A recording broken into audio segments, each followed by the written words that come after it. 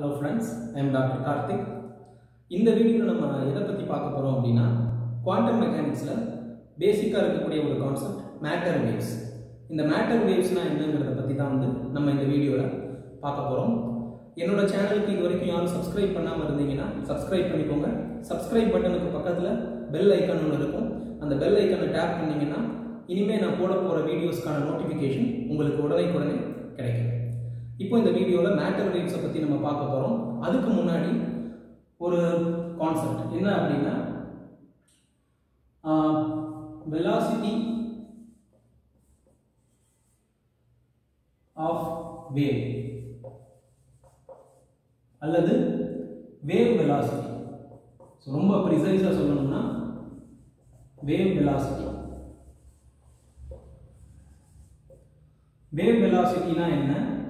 அதே மாதிரி group velocity னா என்ன அப்படிங்கிற ஒரு கான்செப்டை பார்த்துடலாம்.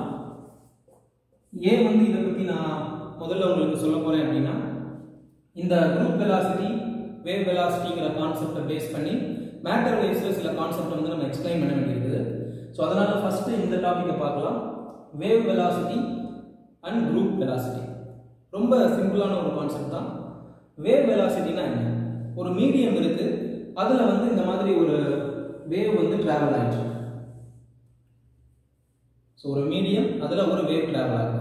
அப்போ அந்த வேவோட வெலாசிட்டி என்ன அப்படின்னு பார்த்தோம்னா அதுதான் வேவ் வெலாசிட்டி. ரொம்பவே சிம்பிளான விஷயம்.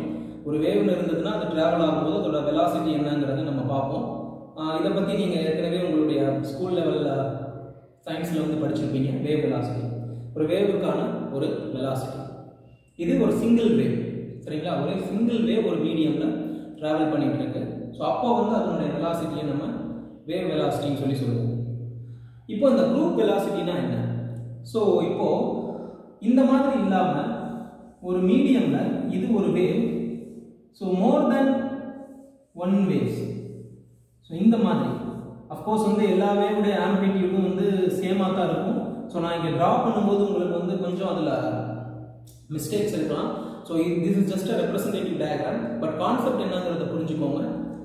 ஒரு மீடியம்ல மோர் தென் ஒன் வேவ், ஸோ 2 வேவ்ஸாக இருக்கலாம், 3 வேவ்ஸாக இருக்கலாம், R even 300, 1000, so any number. So இந்த மாதிரி ஒரு மீடியம்ல மோர் தென் ஒன் வேவ் இந்த மாதிரி டிராவல் ஆகுது. ஒவ்வொரு வேவுக்கும் ஒவ்வொரு வேவ் லென்த் இருக்கும், ஒவ்வொரு ஃப்ரீக்வன்சி இருக்கும், ஒவ்வொரு வெலாசிட்டி இருக்கும். ஸோ இங்கே ஏகப்பட்ட வேவ்ஸ் இருக்கு, ஒரே மீடியம்ல டிராவல் ஆகுது ஒரே நேரத்தில். அப்போ ஒவ்வொரு வேவுக்கும் பார்த்தீங்க அப்படின்னா வெலாசிட்டி எல்லாம் வேற வேறையா இருக்கு, ஃப்ரீக்வன்சி வேற வேறையா இருக்கு, வேவ் லென்த்தும் வேற வேறையா இருக்கு. அப்போ இந்த collection it's a collection of waves. அப்போ இந்த கலெக்ஷன் ஆஃப் வேவ்ஸ்ல நம்ம இண்டிவிஜுவலா ஒரு வெலாசிட்டின்னு சொல்லி நம்ம எடுக்க முடியாது. குரூப் வெலாசிட்டின்னு சொல்லி நம்ம இந்த என்டையர் வேவ் குரூப், இந்த என்டையர் வேவ் குரூப் அல்லது வேவ் பாக்கெட் அப்படின்னு சொல்லுவோம். வேவ் பாக்கெட்னு சொல்லி ஒரு டேர்ம் இருக்கு. ஸோ வேவ் பாக்கெட், ஸோ என்டையரா இந்த வேவ் குரூப் அல்லது வேவ் பாக்கெட் உடைய வெலாசிட்டின்னு சொல்லி தான் நம்ம பேச முடியும். ஸோ என்டையரா ரிசல்டண்டா நம்ம எடுப்போம். ஓவராலா இதில் இருக்கிற நிறைய வேவ்ஸுக்கான வெலாசிட்டி எல்லாம் ரிசல்டன்ட் எடுத்து நம்ம அதை குரூப் வெலாசிட்டின்னு சொல்லி சொல்லுவோம். ஸோ இதுக்கான டெரிவேஷனை பத்தி எல்லாம் நம்ம இந்த வீடியோல பார்க்க போறது இல்லை. ஸோ ஜஸ்ட் நீங்க தெரிஞ்சுக்கோங்க வேவ் வெலாசிட்டினா என்ன, குரூப் வெலாசிட்டினா என்னங்கிறத நீங்க தெரிஞ்சுக்கணுங்கிறதுக்காக தான் இதை சொல்லியிருக்கேன். ஏன்னா இதை வச்சு நம்ம அந்த மேட்டர் வேவ்ஸ் அப்படிங்கிறத நம்ம எக்ஸ்பிளைன் பண்ண போறோம். ஸோ இதை பார்த்துட்டோம்.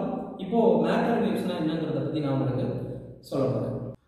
இந்த மேட்டர் வேவ்ஸ் அப்படிங்கிற கான்செப்டை பார்க்கும்போது இந்த மேட்டர் வேவ்ஸ்ங்கிற இந்த வேர்ட் இருக்கு இல்லையா, ஸோ இதை நீங்க ரெண்டா பிரிங்க. Matter waves. ஸோ மேட்டர் அப்படிங்கிறது என்ன? ஸோ பிசிக்ஸை பொறுத்தளவு மேட்டர் அப்படின்னா anything that has weight and occupies space. பிசிக்ஸ்னு மட்டும் கிடையாது, சயின்ஸ்ல நம்ம மொத்தமாக பார்க்கும்போது மேட்டர் அப்படிங்கிறது anything that has weight and occupies space. அப்போ மேட்டர் வேவ்ஸ் அப்படின்னா என்ன? வேவ்ஸ் அசோசியேட்டட் வித் மேட்டர் அப்படிங்கிறது தான் இதோடைய அர்த்தம்.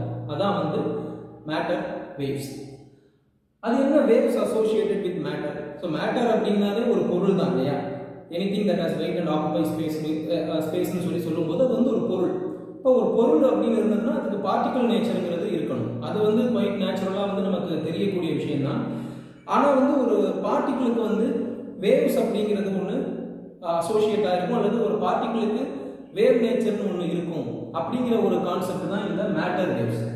இந்த மேட்டர் வேவ்ஸ்ங்கிற கான்செப்டை வந்து ஃபர்ஸ்ட் சொன்னவர் யார் அப்படின்னு பார்த்தீங்கன்னா லூயிஸ் டி பிராக்லி. ஸோ இந்த சயின்டிஸ்ட் 1923 to 1924.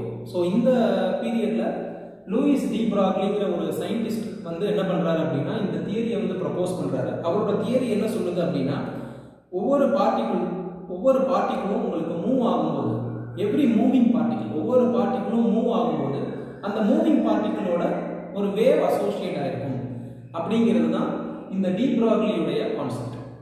ஸோ எந்த ஒரு மூவிங் பார்ட்டிகிளாக இருந்தாலும் அதோட வேவ் அசோசியேட் ஆகிருக்கும், வேவ் நேச்சர் இருக்கும் அதுக்கு அப்படிங்கிறது தான் டி பிராக்லியோட கான்செப்ட். ஸோ அதை வந்து அவர் என்ன சொல்றாரு அப்படின்னா மேட்டர் வேவ்ஸ்ங்கிறார். ஏன் மேட்டர் வேவ்ஸ்ங்கிறாரு? Every moving particle has wave nature associated with it. So particle நேச்சரும் இருக்கும், வேவ் நேச்சரும் இருக்கும் அப்படின்றதுனால இதை வந்து மேட்டர் வேவ்ஸ் சொல்லி சொல்றாங்க. ஸோ டி பிராக்லிங்கிற ஒரு சயின்டிஸ்ட் இதை சொன்னதுனால இந்த மேட்டர் வேவ்ஸ்க்கு இன்னொரு பேரா டி பிராக்லி வேவ்ஸ் அப்படின்னு சொல்லி கூட சொல்றாங்க. ஸோ இந்த கான்செப்ட் வந்து ஏன் வந்து இவர் ப்ரப்போஸ் பண்ணணும் அப்படின்னு பார்த்தீங்க அப்படின்னா இது வந்து வேவ் நேச்சர் ஆஃப் பார்ட்டிகிள். ஒவ்வொரு மூவிங் பார்ட்டிகிளுக்கும் வேவ் நேச்சர் இருக்குங்கிறத இவர் சொல்றாரு. இந்த கான்செப்ட் வர்றதுக்கான காரணம் என்ன அப்படின்னு பார்த்தீங்கன்னா என்னோட ப்ரீவியஸ் வீடியோவில் குவாண்டம் மெக்கானிக்ஸ்க்கான ஒரு இன்ட்ரோடக்ஷனை வந்து நான் சொல்லியிருந்தேன். ஸோ அந்த குவாண்டம் மெக்கானிக்ஸுக்கான இன்ட்ரோடக்ஷனை நான் சொல்லும்போது ஃபோட்டோ எலக்ட்ரிக் எஃபெக்டை பற்றி நான் வந்து எக்ஸ்பிளைன் பண்ணியிருந்தேன். இந்த ஃபோட்டோ எலக்ட்ரிக் எஃபெக்ட்ல வந்து லைட் ஒரு மெட்டலில் படுது. ஸோ பட்டதும் அந்த மெட்டலோட சர்ஃபேஸ்ல இருந்து எலக்ட்ரான்ஸ் எஜெக்ட் ஆகுது. இதை வந்து பார்த்தீங்க அப்படின்னா கிளாசிக்கல் மெக்கானிக்ஸ் கான்செப்ட்ஸை வச்சு எக்ஸ்பிளைன் பண்ண முடியல, குவாண்டம் மெக்கானிக்ஸ் கான்செப்ட்ஸை வச்சு தான் எக்ஸ்பிளைன் பண்ணுறாங்கன்னு சொல்லியிருந்தேன். அது எப்படி அப்படின்னா மேக்ஸ் பிளாங்கோட தியரி. இந்த மேக்ஸ் பிளாங்கோட தியரி என்ன சொல்லுது அப்படின்னா லைட்டோட எனர்ஜி பார்த்தீங்கன்னா it is concentrated in forms of bundles or quanta. அதாவது என்ன அப்படின்னா லைட்டோட எனர்ஜி ஒவ்வொரு பேக்கெட்டாக போகும். Packet of energy, bundle of எனர்ஜின்னு சொல்லலாம், ஆர் குவாண்டா ஆஃப் எனர்ஜின்னு சொல்லலாம். அப்போ இந்த மேக்ஸ் பிளாங்கோட தியரி அல்லது இந்த கான்செப்டை பேஸ் பண்ணி ஐன்ஸ்டீன் வந்து ஃபோட்டோ எலக்ட்ரிக் எஃபெக்டை வந்து எக்ஸ்பிளைன் பண்ணியிருக்காரு. ஐன்ஸ்டீன் வந்து என்ன சொல்றாரு அப்படின்னா மேக்ஸ் பிளாங்க் சொன்ன அதே கான்செப்டை என்ன பண்றாருன்னா ஃபோட்டோ எலக்ட்ரிக் எஃபெக்டை எக்ஸ்பிளைன் பண்றதுக்கு யூஸ் பண்ணியிருந்தாரு. ஸோ என்ன அப்படின்னா லைட் அப்படிங்கிறது ஒரு வேவ். ஸோ லைட்டுக்கு வேவ் நேச்சர் இருக்குங்கிறது வந்து நிறைய எக்ஸ்பெரிமெண்ட்ஸ் மூலமா ஏற்கனவே வந்து ப்ரூவ் ஆயிருந்தது. இன்டர்ஃபியரன்ஸ் இந்த மாதிரி எக்ஸ்பெரிமெண்ட்ஸ்லாம் வந்து என்ன ஆயிருந்தது அப்படின்னா லைட்டோட வேவ் நேச்சரை வந்து ஈஸியாக ப்ரூவ் பண்ணியிருக்காங்க. ஆனால் இந்த லைட்டுடைய எனர்ஜி இந்த மாதிரி பேக்கெட்டாக போகும் அப்படிங்கிற இந்த பர்டிகுலர் தியரி இதை வச்சு தான் என்ன பண்ண முடிஞ்சது அப்படின்னா photoelectric effect, black body radiation, Compton effect இந்த மாதிரி சில எஃபெக்ட்ஸை ஃபுல்லாக வந்து எக்ஸ்பிளைன் பண்ண முடிஞ்சிருக்குது. அப்போது லைட் பொசஸஸ் பார்ட்டிகிள் நேச்சர். பார்ட்டிகிள்ங்கிறது அந்த குவாண்டா ஆஃப் எனர்ஜி. அப்போ லைட்டுங்கிறது ஒரு வேவ் தானே. ஸோ லைட்டுங்கிறது ஒரு வேவ். ஸோ அப்போ அந்த வேவுக்கு பார்ட்டிகிள் நேச்சர் இருக்கு அப்படிங்கிற ஒரு டியூவாலிட்டி கான்செப்ட்னு சொல்லுவாங்க. That is called wave particle duality அப்படின்னு சொல்லி சொல்லுவாங்க. ஸோ இந்த வேவ் பார்ட்டிகிள் டியூவாலிட்டிங்கிறது அங்கே ஐன்ஸ்டீன் வந்து எப்படி யூஸ் பண்ணியிருந்தார் அப்படின்னா ஃபோட்டோ எலக்ட்ரிக் எஃபெக்ட் எக்ஸ்பிளைன் பண்ணும்போது லைட்டுக்கான பார்ட்டிகிள் நேச்சர், ஸோ லைட்டுக்கான பார்ட்டிகிள் நேச்சரை வச்சு ஃபோட்டோ எலக்ட்ரிக் எஃபெக்டை எக்ஸ்பிளைன் பண்ணியிருக்காரு. ஸோ லைட்டுங்கிறது ஒரு வேவுக்கு பார்ட்டிகிள் நேச்சர் இருக்கு அப்படின்றது ஃபோட்டோ எலக்ட்ரிக் எஃபெக்ட் மூலமாகவும், பிளாக் பாடி ரேடியேஷன் மூலமாகவும், காம்ப்டன் எஃபெக்ட் மூலமாகவும் ப்ரூவ் ஆயிருக்கு அப்படின்னா ஸோ லைட்டுக்கான அந்த எனர்ஜி வந்து travels in the form of photons அல்லது குவாண்டா ஆஃப் எனர்ஜி. அப்போ ஒரு வேவுக்கு வந்து பார்ட்டிகிள் நேச்சர் இருக்குங்கிறது தான் இந்த ஐன்ஸ்டீனுடைய அந்த explanation of photoelectric effect, black body radiation எல்லாம் தெரியுது. அப்போ ஒரு வேவ், லைட்டுங்கிறது ஒரு வேவுக்கு பார்ட்டிகிள் நேச்சர் இருக்கும்போது ஏன் பார்ட்டிகிளுக்கு வேவ் நேச்சர் இருக்கக்கூடாது அப்படிங்கிற ஒரு ஐடியாவில் லூயிஸ் டி பிராக்லிங்கிறவர் வந்து இந்த கான்செப்டை சொல்றாரு. Every moving particle has wave nature associated with it. அப்போ ஒரு பார்ட்டிகிள் வந்து விங்கிற வெலாசிட்டியோட போகுது. ஒரு பார்ட்டிகிளோட மாஸ் வந்து எம்னு இருக்கு. அந்த பார்ட்டிகிள் விங்கிற ஒரு வெலாசிட்டியோட மூவ் ஆகுது அப்படின்னா அந்த பார்ட்டிகிளோட அசோசியேட் ஆகிருக்கிற அந்த வேவ், அதனுடைய வேவ் லென்த் லாம்டான்னு எடுத்துக்கிட்டோம்னா அதுக்கான formula lambda equal to h/mv. அதாவது டி பிராக்லி என்ன சொல்றாருன்னா ஒரு பார்ட்டிகிளோட மாஸ் எம்னு இருக்கு, அது விங்கிற வெலாசிட்டியோட மூவ் ஆகுது அப்படின்னா அந்த பார்ட்டிகிளோட அசோசியேட் ஆகிருக்கிற அந்த வேவோட வேவ் லென்த் லாம்டான்னு இருக்கும் அப்படின்னு சொல்லி சொல்றாரு. ஸோ இந்த எம்விங்கிறது என்னங்கிறது நமக்கு the particle. So இதை வந்து இன்னொரு விதமா எப்படி எழுதலாம் அப்படின்னா lambda equal to h by p. So h by m ங்கிறது lambda equal to h by p அப்படின்னு கூட நம்ம எழுதலாம். So அப்போ இது வந்து டி ப்ராக்லி கொடுக்கிற ரிலேஷன். So இத டி ப்ராக்லிங்கிற சயின்டிஸ்ட் கொடுத்ததுனால இந்த வேவ் லென்த்தை என்ன சொல்லுவாங்க அப்படின்னா டி ப்ராக்லி வேவ் லென்த்னு கூட சொல்லுவாங்க.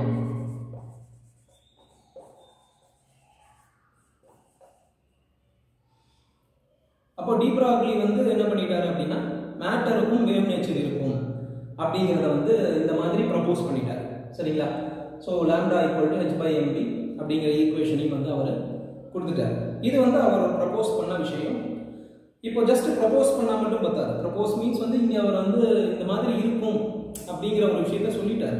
பட் சயின்ஸை பொறுத்தளவு நமக்கு வந்து எப்பயுமே என்ன வேணும் அப்படின்னா ஒரு தியரி சொல்கிறோம்னா அதுக்கு எக்ஸ்பெரிமெண்டல் எவிடன்ஸ் வேணும் இல்லையா? ஸோ அப்போ இந்த கான்செப்ட், அதாவது மேட்டர் வேவ், ஒவ்வொரு மூவிங் பார்ட்டிகளுக்கும் வேவ் நேச்சர் இருக்குங்கிற ஒரு கான்செப்டுக்கு எக்ஸ்பெரிமெண்டல் எவிடன்ஸ் வந்து என்ன இருக்கு அப்படின்னா கிடைச்சிருக்கு. அந்த எக்ஸ்பெரிமெண்டல் எவிடன்ஸ் வந்து எப்படி கிடைச்சது அப்படின்னா Davisson and Germer experiment. So Davisson Germer இப்படி ஒரு ரெண்டு சயின்டிஸ்ட் இருந்தாங்க. அவங்க வந்து என்ன பண்ணாங்க அப்படின்னா ஒரு எக்ஸ்பெரிமெண்ட் பண்ணியிருக்காங்க. அந்த எக்ஸ்பெரிமெண்ட் மூலமா பார்ட்டிகளுக்கும் வேவ் நேச்சர் இருக்குங்கிறத அவங்க எக்ஸ்பெரிமெண்டலாக ப்ரூவ் பண்ணியிருக்காங்க. அந்த எக்ஸ்பெரிமெண்ட் என்னங்கிறத நம்ம வந்து இப்போ பார்க்கலாம். டேவிசன் அண்ட் ஜெர்மர்ஸ் எலக்ட்ரான் டைஃப்ராக்ஷன் எக்ஸ்பெரிமெண்ட்ல இவங்க என்ன பண்ணியிருக்காங்க அப்படின்னா இந்த இடத்துல வந்து ஒரு எலக்ட்ரான் கன். சரிங்களா? ஸோ ஆக்சுவலாக இந்த டயக்ராம் வந்து ஜஸ்ட் ஒரு ரெப்ரசன்டேஷன் பர்பஸ்க்காக தான் ட்ரா பண்ணுறேன். எக்ஸாக்டாக வந்து இந்த மாதிரி கிடையாது. பட் கான்செப்ட் என்னமோ வந்து நான் சொல்கிற கான்செப்ட் தான். பட் அந்த டயக்ராம் வந்து நான் ஜஸ்ட் ரஃபாக ட்ரா பண்ணுறேன். ஸோ இது வந்து என்ன அப்படின்னா ஒரு எலக்ட்ரான் கன். ஸோ எலக்ட்ரான் கன் அப்படின்னா எலக்ட்ரான்ஸை வந்து ஜெனரேட் பண்ணக்கூடிய ஒரு டிவைஸ். ஸோ இதுல இருந்து அவங்க என்ன பண்றாங்கன்னா எலக்ட்ரான்ஸை ஜெனரேட் பண்ணி இந்த இடத்துல ஒரு நிக்கல் கிறிஸ்டல் வச்சிருக்காங்க. ஸோ ஒரு நிக்கல் கிறிஸ்டல்ல இந்த எலக்ட்ரான் கன்ல இருந்து ஜெனரேட் ஆன எலக்ட்ரான்ஸை வந்து பட வைக்கிறாங்க. ஸோ அந்த எலக்ட்ரான் கன்ல இருந்து எலக்ட்ரான் ஜெனரேட் ஆகும்போது அஃப்கோர்ஸ் வந்து அவங்க எலக்ட்ரோட்ஸை வச்சுக்கிட்டு என்ன பண்றாங்க அப்படின்னா இந்த எலக்ட்ரான்ஸை ஆக்சலரேட்டும் பண்றாங்க. ஆக்சலரேட் பண்ணதுக்கு அப்புறமா ஆக்சலரேட் ஆன எலக்ட்ரான்ஸை வந்து நிக்கல் கிறிஸ்டல்ல இந்த மாதிரி பட வைக்கிறாங்க. ஸோ இந்த எலக்ட்ரான்ஸ் வந்து நிக்கல் கிறிஸ்டல்ல பட்டு இந்த மாதிரி அது என்ன ஆகுது அப்படின்னா ரிஃப்ளெக்ட் ஆகுது. ஸோ அப்படி ரிஃப்ளெக்ட் ஆகும்போது ரிஃப்ளெக்ட் ஆகிற எலக்ட்ரான்ஸை இந்த இடத்துல வந்து ஒரு ஃபாரடே சிலிண்டர் ஒரு டிவைஸ். சரிங்களா? ஸோ ஃபாரடே சிலிண்டர் அப்படின்னு சொல்லலாம். ஸோ இந்த டிவைஸ்ல என்ன பண்றாங்க அப்படின்னா இந்த மாதிரி ரிஃப்ளெக்ட் ஆகி வர எலக்ட்ரான்ஸ் வந்து அவங்க கலெக்ட் பண்றாங்க. ஸோ அந்த ஃபாரடே சிலிண்டரை வந்து உங்களால் ரொட்டேட் பண்ணிக்க முடியும். ஸோ ரொட்டேட் பண்ணிக்கும் போது இந்த மாதிரி எலக்ட்ரான்ஸ் இந்த கிறிஸ்டல்ல பட்டு ரிஃப்ளெக்ட் ஆகி வரும்போது வேரியஸ் ஆங்கிள்ஸ்ல ரிஃப்ளெக்ட் ஆகிற எலக்ட்ரான்ஸை வந்து இந்த ஃபாரடே சிலிண்டர் மூலமா என்ன பண்ணிக்க முடியும் அப்படின்னா கலெக்ட் பண்ணிக்க முடியும். ஸோ இந்த ஃபாரடே சிலிண்டரோட ஒரு கேல்வனோமீட்டர் வந்து அவங்க கனெக்ட் பண்ணியிருக்காங்க. ஸோ அப்போ வந்து எலக்ட்ரான் கன்ல இருந்து வர எலக்ட்ரான்ஸ் நிக்கல் கிறிஸ்டல்ல பட்டு ரிஃப்ளெக்ட் ஆகுது. அதை ஃபாரடே சிலிண்டர்ல கலெக்ட் பண்ணி சென்சிட்டிவ் கேல்வனோமீட்டர் ஒரு சென்சிட்டிவான கேல்வனோமீட்டர்ல கனெக்ட் பண்ணியிருக்காங்க. ஸோ அந்த கலெக்ட் ஆகிற எலக்ட்ரான்ஸை வச்சுக்கிட்டு அந்த எலக்ட்ரானோட மூவ்மெண்ட்டை வச்சுக்கிட்டு கரண்ட் என்னங்கிறத அவங்க வந்து டிடெக்ட் பண்ணுவாங்க. ஸோ இந்த மெத்தடில் அவங்க என்ன பண்ணுறாங்க அப்படின்னா எலக்ட்ரானை வந்து இந்த கிறிஸ்டல்ல பட வச்சு அதை வந்து இந்த மாதிரி கலெக்ட் பண்ணி இந்த கேல்வனோமீட்டரில் இந்த மூவ் ஆகிற எலக்ட்ரான்ஸை பேஸ் பண்ணி கரண்ட் என்னங்கிறத வந்து அவங்க என்ன பண்ணுறாங்க அப்படின்னா டிடெக்ட் பண்ணுறாங்க. ஸோ கரண்ட் என்னங்கிறத டிடெக்ட் பண்ணிக்கிட்டே வர்றாங்க. ஸோ டிடெக்ட் பண்ணிக்கிட்டே வர்றாங்க. இப்போ நான் ஏற்கனவே சொல்லியிருக்கேன் இந்த டி ப்ராக்லியோட கான்செப்ட் படி மூவிங் பார்ட்டிகல்ஸ்க்கு வேவ் நேச்சர் இருக்கும் அப்படிங்கிறத சொல்லியிருக்கேன். ஸோ அவர் வந்து ஃபார்முலேட் பண்ண அந்த எக்ஸ்பிரஷன் வந்து lambda equal to h by mb அப்படின்னு சொல்லியிருக்கேன். So lambda equal to h by mb அப்படின்னு நான் சொல்லியிருக்கேன். ஸோ இந்த கான்செப்ட்ல என்ன பண்றாங்க அப்படின்னா lambda equal to h by mb. So இதுவே வந்து இந்த mb க்கு பதிலா you can also use h by square root of 2m into kinetic energy. So இதுவும் வந்து expression for de Broglie wavelength தான். Lambda equal to h by square root of 2m into kinetic energy. சரிங்களா, kinetic energy. Because இந்த mvங்கிறது momentum. இந்த momentum வந்து நீங்க எப்படி எழுதலாம் அப்படின்னா இந்த மாதிரியும் எழுதலாம். சரிங்களா, square root of 2m into kinetic energy. So இந்த மொமெண்டம் வந்து நீங்க mvங்கிற மொமெண்டம் நீங்க இந்த ஃபார்முலையும் வந்து நீங்க எழுத முடியும். ஸோ இது வந்து ஒரு சிம்பிளான ஒரு சப்ஸ்டிடியூஷன் தான். So h/2m into kinetic energy. So இந்த h/2m இன்டு கைனடிக் எனர்ஜியில் h divided by square root of 2m into இந்த கைனடிக் எனர்ஜிங்கிறது சப்போஸ் நீங்க யூஸ் பண்ற பார்ட்டிகிள், இது வந்து ஜெனரலான எக்ஸ்பிரஷன் டி ப்ராக்லி வேவ்லென்த்துக்கு. சப்போஸ் நீங்க யூஸ் பண்ற பார்ட்டிகிள் வந்து ஒரு சார்ஜ் பார்ட்டிகிளா இருக்குன்னு வச்சுக்கோங்க. ஸோ இங்க வந்து நம்ம யூஸ் பண்றது எலக்ட்ரான் இல்லையா, டேவிசன் அண்ட் ஜெர்மர் எக்ஸ்பெரிமெண்ட்ல நம்ம யூஸ் பண்றது வந்து எலக்ட்ரான். இந்த எலக்ட்ரான் வந்து ஒரு சார்ஜ் பார்ட்டிகிள். ஒரு சார்ஜ் பார்ட்டிகிள் இங்க இருக்கு, that is accelerated by some potential difference. ஏற்கனவே நான் சொல்லியிருந்தேன், இந்த எலக்ட்ரான் கன்ல இருந்து வெளியே வர எலக்ட்ரானை அவங்க வந்து ஒரு பொட்டன்ஷியல் கொடுத்து ஆக்சலரேட் பண்ணுவாங்க.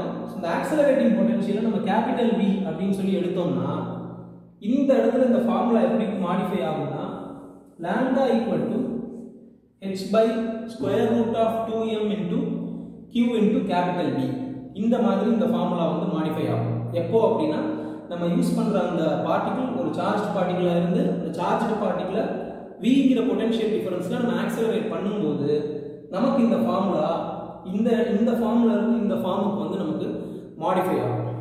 ஸோ இப்போ நல்லா கவனிங்க, இங்க ஹெச்ங்கிறது கான்ஸ்டன்ட், பிளாங்க்ஸ் கான்ஸ்டன்ட்ங்கிறது நமக்கு வந்து நல்லாவே தெரியும். சரிங்களா, ஸோ பிளாங்க்ஸ் கான்ஸ்டன்ட் வந்து அதோட வேல்யூ வந்து மாற போறது கிடையாது. ஸோ இங்க நீங்க என்ன பண்ணலாம் அப்படின்னா இந்த லாம்டாவோட ஃபார்முலா பாருங்க, lambda equal to h by square root of 2m into q into v ல நமக்கு known values of நம்ம என்ன பண்ணிட்டே வரலாம் அப்படினா சப்ஸ்டிட்யூட் பண்ணிட்டே வரலாம். known valuesனா h வந்து Planck's constant, m வந்து mass of the electron. ஏனா இந்த எக்ஸ்பெரிமென்ட்ல நம்ம எலக்ட்ரானை தான் யூஸ் பண்ணிருக்கோம். சோ m வந்து mass of the electron, q வந்து charge of the electron. So அதோட வேல்யூ நமக்கு தெரியும். m ங்கிறது mass of the electron னா 9.1 into 10 power minus 31 kg. So q ங்கிறது charge of the electron னா 1.6 into 10 power minus 19 coulomb. So இந்த வேல்யூஸை சப்ஸ்டிட்யூட் பண்ணிட்டு நம்ம வந்து என்ன பண்றோம் அப்படின்னா அந்த லாம்டாவோட வேல்யூல இந்த vங்கிறது நமக்கு வந்து வேரியபிள். சோ அந்த ஆக்சிலரேட்டிங் பொட்டன்ஷியல் வேல்யூ என்ன வேணாலும் இருக்கலாம். h க்கான வேல்யூவையும் வந்து நம்ம சப்ஸ்டிட்யூட் பண்றோம். சோ இதெல்லாம் சப்ஸ்டிட்யூட் பண்ணி முடிக்கும்போது நமக்கு இந்த மாதிரியான ஒரு எக்ஸ்பிரஷன் வந்து கிடைக்கும். சோ இத வந்து நீங்க வர்க் பண்ணி பார்க்கலாம். So lambda equal to 12.27 by square root of v. So அப்போ ஒரு எலக்ட்ரான் வந்து when it is accelerated through some potential difference அதோட de Broglie wavelength நீங்க கால்குலேட் பண்ண வேண்டி இருக்கு அப்படினா நீங்க இந்த மாதிரி lambda equal to h by square root of 2m qv அப்படிலாம் போட்டு நீங்க என்ன பண்ண வேண்டியது இல்ல அப்படினா ரொம்ப வந்து உங்களோட டைமை வேஸ்ட் பண்ண வேண்டியது இல்ல. அந்த மாதிரி கேட்கும்போது நீங்க டைரக்டாவே இந்த ஃபார்முலாவுக்கு போயிடலாம். சோ இங்க வந்து உங்களுக்கு lambda equal to 12.27 divided by square root of v. So உங்களுக்கு என்ன தெரிய வேண்டி இருக்கும் அப்படினா அந்த எலக்ட்ரானை ஆக்சிலரேட் பண்ணக்கூடிய பொட்டன்ஷியல் டிஃபரன்ஸ் மட்டும் என்னங்கிறது உங்களுக்கு தெரிஞ்சா போதும். அந்த v வேல்யூவை நீங்க சப்ஸ்டிட்யூட் பண்ணி டைரக்டா இந்த de Broglie wavelength உங்களுக்கு ஆம்ஸ்ட்ராங்ல கிடைக்கும். ஐ திங்க் உங்களுக்கு புரிஞ்சிருக்கும்னு நினைக்கிறேன். சோ இந்த ஃபார்முலா வந்து de Broglie wavelength ஃபார் எலக்ட்ரானுக்கு இருக்கு. இப்போ நம்ம இந்த டேவிசன் அண்ட் ஜெர்மர் கேஸ்ல அவங்க என்ன பண்றாங்க அப்படினா இங்க நான் ஏற்கனவே சொல்லியிருந்தேன் அந்த எலக்ட்ரான் பீம் வந்து அந்த நிக்கல் கிறிஸ்டல்ல பட்டு என்ன ஆங்கிள்ல ரிஃப்ளெக்ட் ஆகி வருது அந்த ஆங்கிளையும் வந்து அவங்க நோட் பண்றாங்கன்னு சொல்லியிருந்தேன். சோ அந்த ஆங்கிளை வந்து we can take phi equal to 50 degree. So வந்து phi equal to 50 டிகிரிக்கு அவங்களுடைய அந்த பொட்டன்ஷியல் என்னவா இருந்திருக்கு அப்படின்னா 54 வோல்ட்னு இருந்திருக்கு. சோ இந்த ஆங்கிள், சோ இந்த ஆங்கிள்ங்கிறது என்ன ஆங்கிள் அப்படின்னா அந்த கிறிஸ்டல்ல போய் எலக்ட்ரான் பட்டு ரிஃப்ளெக்ட் ஆகும். சோ இன்சிடென்ட் எலக்ட்ரான் பீமுக்கும் ரிஃப்ளெக்ட் ஆகிற எலக்ட்ரான் பீமுக்கும் இடைப்பட்ட ஆங்கிள் 50 டிகிரி. அங்க வந்து கரஸ்பாண்டிங் பொட்டன்ஷியல் டிஃபரன்ஸ் வந்து 54 வோல்ட் இருந்திருக்கு. சோ இத வந்து இங்க சப்ஸ்டிட்யூட் பண்ணிருக்காங்க 12.27 divided by square root of v. So அந்த v க்கு பதிலா தான் அவங்க என்ன பண்றாங்க அப்படினா இங்க 54 அப்படிங்கறத சப்ஸ்டிட்யூட் பண்ணிருக்காங்க. இப்படி சப்ஸ்டிட்யூட் பண்ணும்போது உங்களுக்கு என்ன வேல்யூ கிடைச்சிருக்குன்னா 1.67 ஆங்ஸ்ட்ராம்.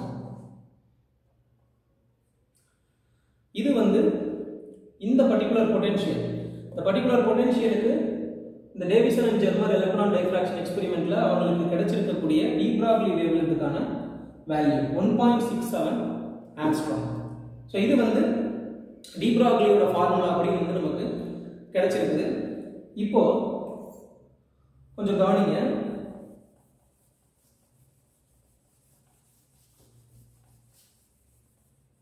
ஸோ நமக்கு பிராக்ஸ் லா அப்படின்னு சொல்லி ஒரு லா இருக்குது. இந்த பிராக்ஸ் லா என்ன அப்படின்னா எக்ஸ்ரே டைஃப்ராக்ஷன். ஸோ எக்ஸ்ரே டைஃப்ராக்ஷனை யூஸ் பண்ணி கிறிஸ்டலோட ஸ்ட்ரக்சர்ஸ் எல்லாம் ஸ்டடி பண்ணும்போது நம்ம இந்த ஃபார்முலாவை யூஸ் பண்ணுவோம். ஸோ பிராக்ஸ் லா என்ன சொல்லுது அப்படின்னா ஒரு கிறிஸ்டல்ல எக்ஸ்ரேஸ் வந்து போய் படும்போது, எக்ஸ்ரேங்கிறது ஒரு ரேடியேஷன் தானே. ஸோ எக்ஸ்ரேங்கிறது ஒரு ரேடியேஷன். ஸோ எந்த ஒரு ரேடியேஷனாக இருந்தாலும் ஸோ அந்த ரேடியேஷனோட வேவ்லென்த் லாம்டான்னு இருக்கும்போது கிறிஸ்டல்ல போய் அந்த ரேடியேஷன் பட்டு டைஃப்ராக்ட் ஆகும். ஸோ டைஃப்ராக்ட் ஆகும்போது அந்த டைஃப்ராக்ஷன் ஆங்கிள் தீட்டான்னு எடுத்துப்பாங்க. டிங்கிறது அந்த கிறிஸ்டலுடைய பிராக் பிளேன்ஸுக்கான ஸ்பேசிங். சரிங்களா, பிராக் பிளேன்ஸுக்கான ஸ்பேசிங். ஸோ அந்த டி வேல்யூ இருக்கும். ஸோ இதை பேஸ் பண்ணி நீங்கள் என்ன பண்ணலாம்னா அந்த லாம்டாவை கால்குலேட் பண்ணலாம் அப்படிங்கிறது இந்த பிராக்ஸ் லா. ஸோ பிராக்ஸ் லா என்ன சொல்லுதுன்னா எந்த ஒரு வேவ், எந்த ஒரு லைட் வேவாக இருந்தாலும் கிறிஸ்டல்ல பட்டு டைஃப்ராக்ட் ஆகும்போது நீங்கள் இந்த ஃபார்முலாவை யூஸ் பண்ணலாம் அப்படிங்கிறது பிராக்ஸ் லால இருக்கு. ஸோ நம்ம கேஸில் உங்களுக்கு இங்கே பார்த்தீங்கன்னா அந்த கிறிஸ்டல் இந்த மாதிரி இருக்கு. ஸோ கிறிஸ்டல்ல வந்து இந்த மாதிரி என்ன இருக்கு அப்படின்னா எலக்ட்ரான் பீம் வந்து விழுந்திருக்கு. ஸோ அந்த பிராக் பிளேன் வந்து இந்த மாதிரி இருக்கிறதாக நீங்கள் அசியூம் பண்ணிக்கோங்க. இந்த பிராக் பிளேன்னா அந்த கிறிஸ்டல்ல இருக்கக்கூடிய பிளேன்ஸ் ஆஃப் ஆட்டம்ஸ். ஸோ அது இந்த மாதிரி இருக்குது. ஸோ இங்கே இன்சிடென்ட் ஆகி இந்த மாதிரி அந்த எலக்ட்ரான் பீம் வந்து ரிஃப்ளெக்ட் ஆயிருக்கு. ஸோ இந்த ஆங்கிள் வந்து 50 டிகிரி.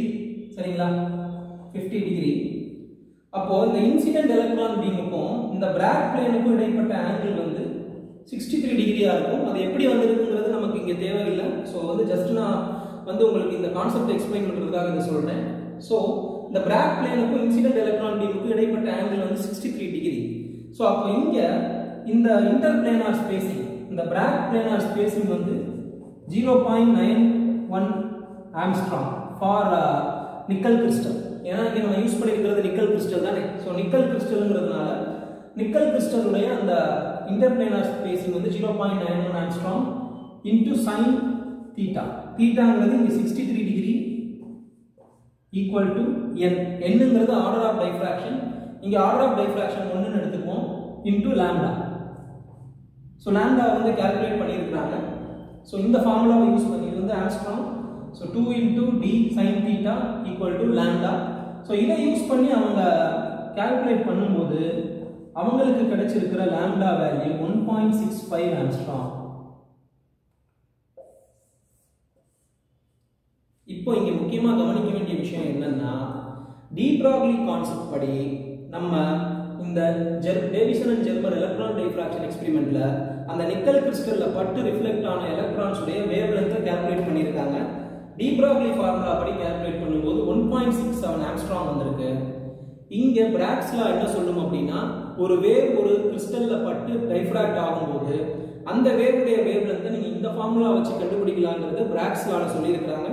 ஸோ அதுபடி இங்க நம்ம லாம்டாவை கால்குலேட் பண்ணும்போது 1.65 ஆம்ஸ்ட்ராங் வந்திருக்கு. ஸோ இந்த ரெண்டு வேல்யூஸ் டி ப்ராக்லி ஃபார்முலா படி கண்டுபிடிச்ச வேல்யூஸும் பிராக்ஸ் லா படி கண்டுபிடிச்ச வேல்யூஸும் கிட்டத்தட்ட ஈக்குவலா வந்திருக்குது. அப்போ என்ன அர்த்தம்?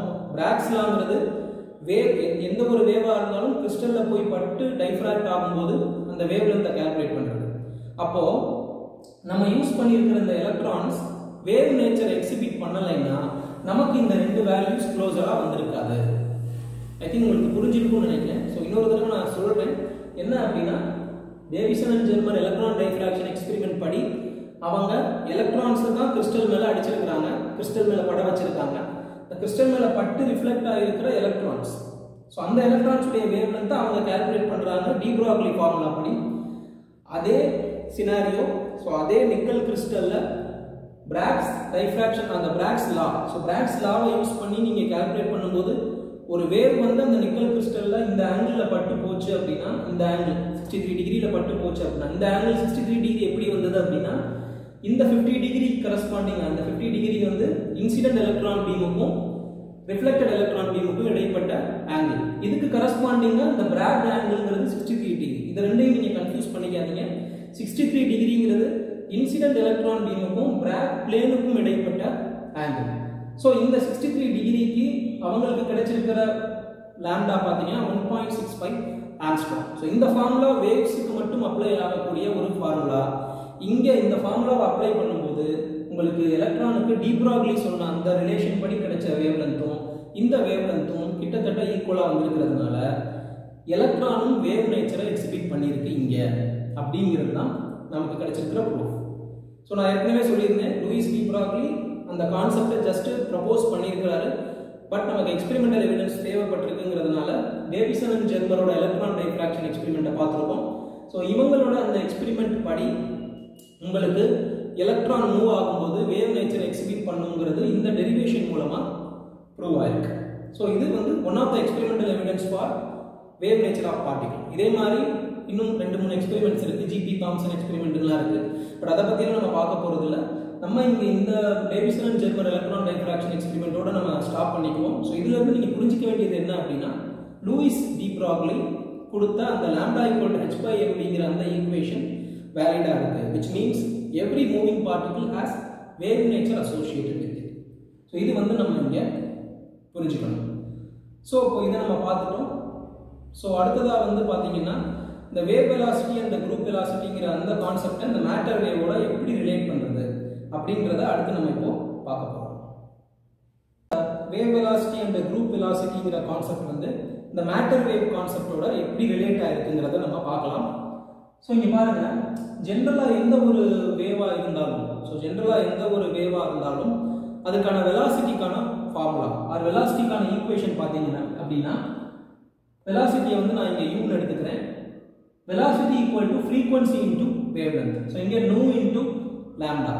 அப்போ ஒரு பார்ட்டிகல் மூவ் ஆகுது அப்படின்னா அந்த பார்ட்டிகளோட அசோசியேட் ஆகிருக்கிற வேவ், அதுதான் வந்து de Broglie concept matter wave. இப்போ ஒரு மேட்டர் வேவுடைய அந்த வெலாசிட்டியை நம்ம வந்து யூன்னு சொல்லி எடுத்துக்கிறோம் அப்படின்னா u equal to nu into lambda. இது வந்து ஜென்ரல் எக்ஸ்பிரஷன். ஜென்ரலாக எந்த ஒரு வேவாக இருந்தாலும் அதனுடைய வெலாசிட்டி வந்து ஃப்ரீக்வன்சியும் வேவ் லென்த்தையும் மல்டிப்ளை பண்ணால் நமக்கு கிடைக்கும். ஸோ இந்த நூங்கிறது E ஈக்குவல் டு ஹெச் நியூன்னு சொல்லி நம்ம ரிலேட் பண்ணலாம். ஸோ இது வந்து மேக்ஸ் பிளான் கொடுத்தது E equal to h new.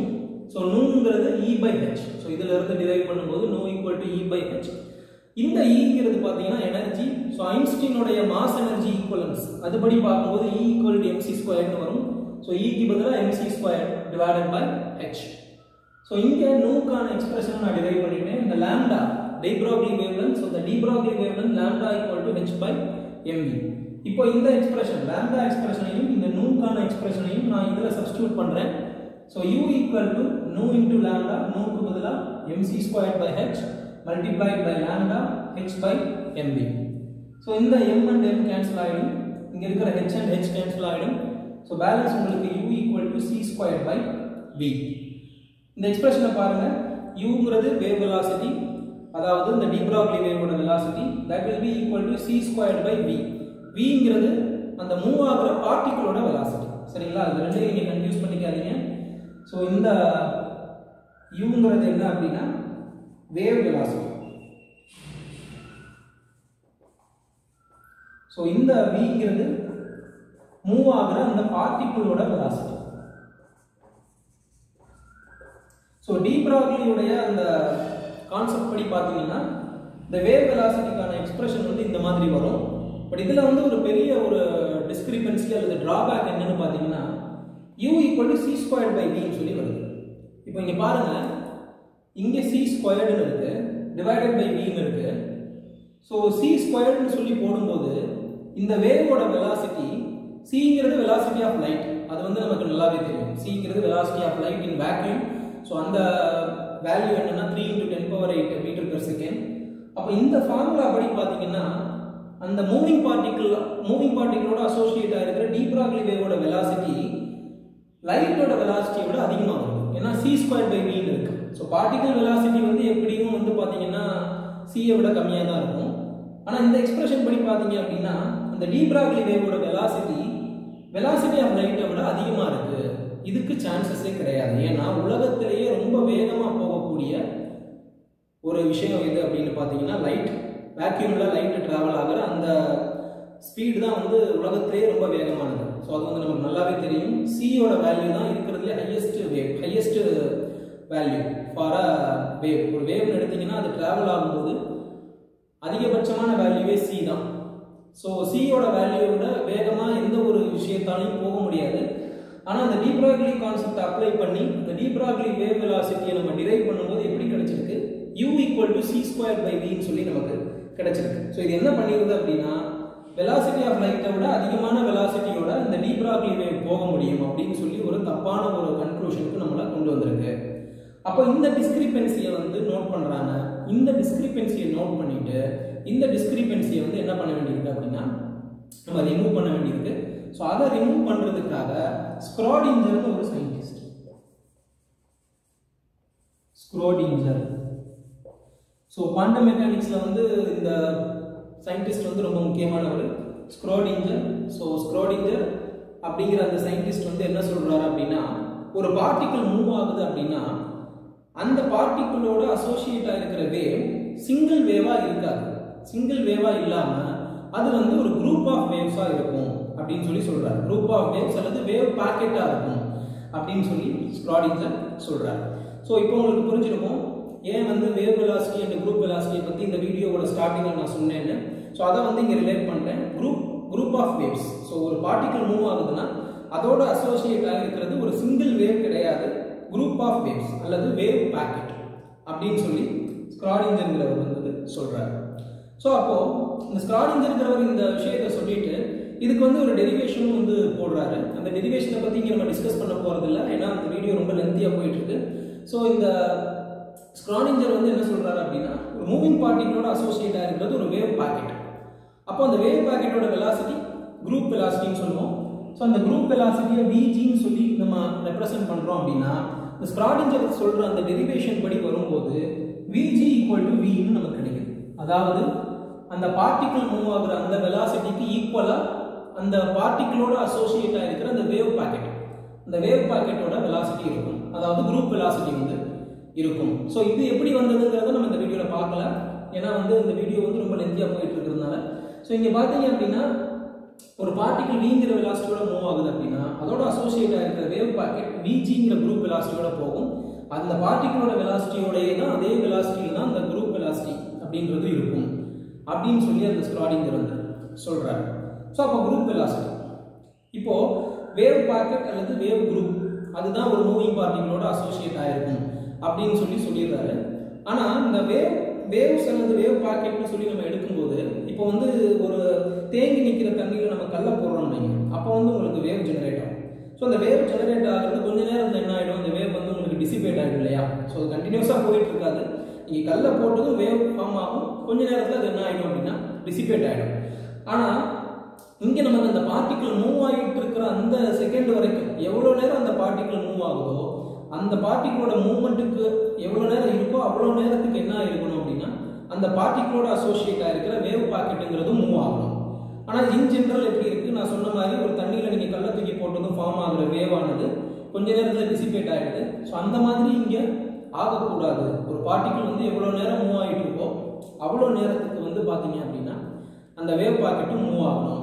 அப்போது ஒரு பார்ட்டிக்கிளோட அசோசியேட் ஆகிருக்கிறது ஒரு வேவ் பாக்கெட் மட்டும் கிடையாது, அதோடு சேர்ந்து ஒரு கைடிங் வேவ் அப்படின்னு சொல்லி ஒன்று இருக்குது அப்படிங்கிறாரு. கைடிங் வேவ்ங்கிறது அந்த பார்ட்டிக்கிள் எவ்வளோ நேரம் மூவ் ஆகுதோ அவ்வளோ நேரத்துக்கு அந்த வேவ் பாக்கெட்டையும் மூவ் பண்ண வைக்கிறதுக்கான ஒரு இன்னொரு ஒரு வேவ், அதை கைடிங் வேவ்னு சொல்லி சொல்லுவாங்க. ஸோ ஃபிசிக்ஸில் வந்து வேவ் கைடு அப்படின்லாம் கான்செப்ட் இருக்குது, அது எலக்ட்ரோமேக்னெட்டிக் தியரியில் வந்து சொல்லுவாங்க. ஸோ அந்த மாதிரி இது வந்து ஒரு கைடிங் வேவ். அப்போ ஒரு பார்ட்டிக்கிள் மூவ் ஆகுது அப்படின்னா அந்த பார்ட்டிக்கிளோட அசோசியேட்டாக இருக்கிற வேவ் பாக்கெட் ப்ளஸ் அந்த கைடிங் வேவ், இது ரெண்டை வச்சுக்கிட்டு வந்து நம்ம என்ன சொல்லலாம் அப்படின்னா அந்த பார்ட்டிக்கிளோட மூவ்மெண்ட்டை டிஸ்கிரைப் பண்ணலாம். இதுதான் மேட்டர் வேவ்ங்கிறார். ஸோ மேட்டர் அல்லது ஒரு பார்ட்டிக்கிள் மூவ் ஆகுது, அதோட அசோசியேட் ஆகிருக்கிறது wave packet plus guiding wave. So இந்த கைடிங் வேவுக்கான ஈக்குவேஷனை வந்து ஸ்க்ராடிஞ்சருங்கிறவர் வந்து கொடுக்குறாரு. ஸோ அந்த ஈக்குவேஷன் பார்த்தீங்க அப்படின்னா ரெண்டு டைப்பாக இருக்கும். ஒன்று ஸ்க்ராடிஞ்சர்ஸ் டைம் இண்டிபெண்டன்ட் ஈக்குவேஷன் சொல்லுவாங்க, இன்னொன்று ஸ்க்ராடிஞ்சர்ஸ் டைம் டிபெண்டன்ட் ஈக்குவேஷன் சொல்லுவாங்க. ஸோ அப்படி ரெண்டு சொல்லுவாங்க குவாண்டம் மெக்கானிக்ஸில். அந்த ரெண்டு ஈக்குவேஷன் என்ன அப்படிங்கிறத பார்த்தீங்கன்னா ஒரு பார்ட்டிகிள் மூவ் ஆகுது அப்படின்னா அந்த பார்ட்டிகிளோட அசோசியேட் ஆகிருக்கிற வேவ் பாக்கெட், அந்த வேவ் பாக்கெட்டோட அசோசியேட் ஆகிருக்கிற கைடிங் வேவ், இந்த கைடிங் வேவுக்கான ஈக்குவேஷன் தான் ஸ்க்ராடிஞ்சர் கொடுத்தது. அதை தான் ரெண்டு விதமாக டிரைவ் பண்ணுவாங்க. Schrodinger's time independent equation and Schrodinger's time dependent equation அப்படின்னு ரெண்டு விதமாக வந்து அதை டிரைவ் பண்ணுவாங்க. ஸோ இப்போ இந்த வீடியோ நம்ம எதை பற்றி பார்த்துருக்கோம் அப்படின்னா மேட்டர் வேவ்னா என்னங்கிறத பற்றி நம்ம வந்து டீட்டெயிலாக பார்த்துருக்கோம். ஸ்க்ராடிஞ்சர் வந்து எப்படி இந்த வேவ் பாக்கெட் அண்ட் கைடிங் வேவ்ங்கிற கான்செப்டை சொன்னாருங்கிறத பற்றி நம்ம இந்த வீடியோவில் பார்த்துருக்கோம். ஸோ நான் ஏற்கனவே சொன்ன மாதிரி இந்த வீடியோ உங்களுக்கு பிடிச்சிருந்தது அப்படின்னா லைக் பண்ணுங்கள், உங்கள் ஃப்ரெண்ட்ஸ் அண்ட் ரிலேட்டிவ்ஸ்க்கு ஷேர் பண்ணணும்னு நினச்சிங்கன்னா ஷேர் பண்ணுங்கள். ஸோ என்னோட சேனலுக்கு இன்னும் சப்ஸ்கிரைப் பண்ணாமல் இருந்தீங்கன்னா சப்ஸ்கிரைப் பட்டனை கிளிக் பண்ணுங்கள். சப்ஸ்கிரைப் பட்டனுக்கு பக்கத்தில் இருக்கிற பெல் ஐக்கனை டேப் பண்ணிங்கன்னா நான் இனிமேல் போட போகிற வீடியோஸ்க்கான நோட்டிஃபிகேஷன் உங்களுக்கு உடனே கிடைக்கும். தேங்க்யூ ஸோ மச் ஃபார் வாட்சிங் திஸ் வீடியோ.